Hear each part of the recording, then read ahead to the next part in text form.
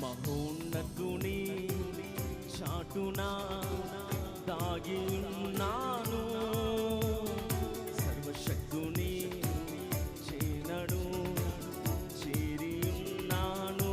పాడదాం.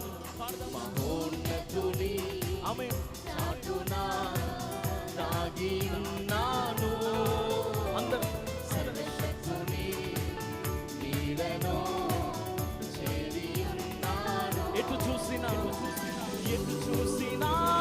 లోకంలో క్షేమమే లేదు. అందరూ పాడతారా? క్షేమమే లేదు.